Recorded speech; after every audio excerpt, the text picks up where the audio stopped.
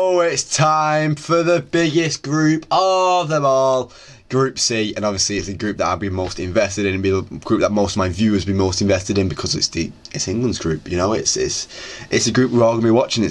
I'll be watching all these games anyway, but it's the group where my eyes can be glued to the screen. I want to look away from the games, and I'm excited for it. I am really excited for it. It's gonna be a good one. But as I said with all my other videos, do a little disclaimer just before I start the video of the vote will be up soon on my Instagram and on my TikTok for what hairstyle I should get if England do win the Euros. When England do win the Euros, what I'm talking about, when England win the Euros, what hairstyle I should get. I want an iconic England haircut, but I want it to be like as a bet. So I'll let you guys decide what the haircut will be.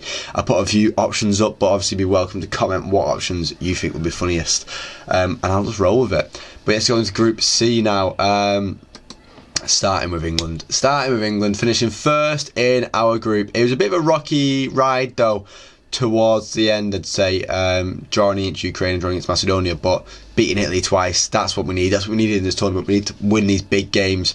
We beat Ukraine at home, beat Malta away. 7-0 against Macedonia was a massive result for us. Drawing against Macedonia, it's pretty bad, but it's not as bad because I feel like everyone kind of struggled in Macedonia. They made it a tough place to play, and you know, we didn't get the result that we wanted in that last game, but we didn't need the result. We'd already qualified top of the group. It'd already been done for us. But that 7-0 at home against Macedonia is probably the big highlight of the whole qualifying period. It's not the brightest of qualifying periods we've had, but we've qualified. We're here, top of the group, and we're going to finish top of the group, and we're going to win the whole thing. We're going to win the whole thing because we've got key players like we got Harry Kane, Bukayo Saka. Jordan Pickford's such a key player for England as well. Like, don't get it twisted, Jordan Pickford is the man in goal for us. John Stones, Harry Maguire, Kyle Walker, we know how vital they are at the back for us. Declan Rice, Jude Bellingham and Phil Foden, who weren't all massive parts of the last Euros, but hopefully going to be massive parts of this Euros. Declan Rice obviously was. Declan Rice has been a big part of the England setup for a while now. But Jude Bellingham obviously wasn't really ready yet, but now he is ready. And I can't wait. It's going to be such an exciting tournament. I'm smiling like a little kid.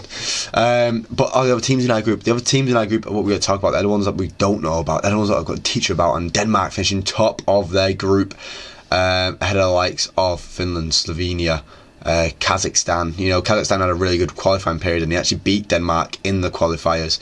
The Denmark team losing a few games where they shouldn't have, like Kazakhstan, like Northern Ireland, conceding to San Marino. It's not this tough Denmark team that you used to see years ago. This is a bit of a weakened Denmark team. It's an old aging Denmark team, but it's still got a bit of youth in there.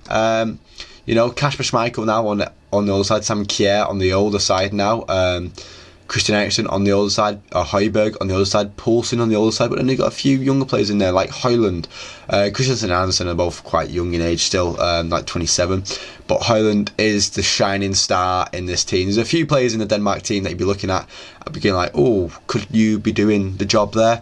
But I imagine Højlund is going to be the mainstay up front for them in this tournament, getting a real taste, and the taste for blood in the international stage, because he still needs to taste it properly, I'd say. And this is his first major tournament for Denmark, so let's see how he does. For both my sake as a United fan, but I want to see how he does. I'd be curious. Serbia finishing second in their group behind Hungary. Hungary had a very good qualifying period, obviously beating Serbia twice here, and the only time Serbia dropped points apart from the game against Hungary, it was in that last game against Bulgaria, but they qualified second, nice and easy, didn't have too many troubles.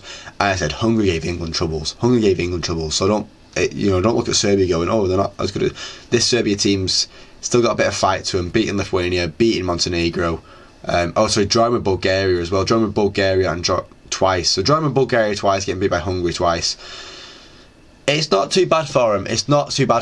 In a qualifying period for this Serbia team, filled with a few players that you might recognise, like Kostic, like Vlahovic, like Mitrovic, like Sasha Lukic. They got a good midfield, they got a good strike force. It's probably the defence where I like, which is quite funny for a Serbia team. But it's still got good players in there like Nikola Milenkovic and Nemanja Gudelj. It's still a tough Serbia team to beat. It's still going to give England a good challenge. Because I said the midfield's still strong there. Sasha Lukic, Milinkovic Savic and Filip Kostic. Dusan Tadic, with a front two of Mitrovic and Vlahovic, I'd be a bit scared of what this Serbia team can do, but I think we'll find that. I think we'll get past them. And then to the final team, Slovenia, a team that finished second in their group behind Denmark. So you're looking at it going, you know what, Denmark have already played them. We've already seen the results that they got against Denmark. They're drawing against Denmark and then getting beat by Denmark. Did they lose any major games here? I think they won the games that they needed to win.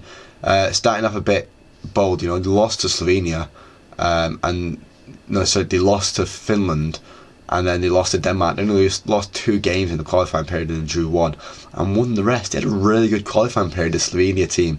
However, it just doesn't scare me. Like, it's not the same as like what Slovenia. Like, I don't even know. It's just Slovenia, innit? Like, it's hard to say. I think they had a really good qualifying period. They had a strong qualifying period. That's why they finished second in their group. And then they got players in their team like Jan Oblak. It was always a tough goalkeeper to get past. David Brekalo, Jasmin Kurtic, Sandy Lovric, and then Josip Ilicic, someone who you might. Who's that? I don't remember her name. He's the old Atalanta striker or centre forward when Atalanta were at their peak in the Champions League. Who ended up finding out his wife was cheating on him and then giving up on football for 2 years. But he's back now. He's back for this tournament, and he can bring. It's a nice little story coming back. He's battled depression. He's back in the team. We'll see what he can do. But I can't see the Slovenia team causing anyone else in the group too much trouble. As I said, they finished second in the group behind Denmark. It was quite an easy group for him to qualify from. I'm not putting anything against Slovenia here. This is just what I'm saying. It's not me being cocky or out. This is just how I see it. This Slovenia team doesn't instill fear in me like the Denmark team kind of can, and that Serbia team definitely does. This Slovenia team doesn't put too much fear in me right now. But I can always be wrong. I can always get shocked. But yeah, that is the end of this video now, guys. I do thank you for watching. If you like the video, please leave a like. We'll see more, subscribe, because I'm on the channel all the time. Thank you for watching, guys, and hopefully I do see you next time. Cheers.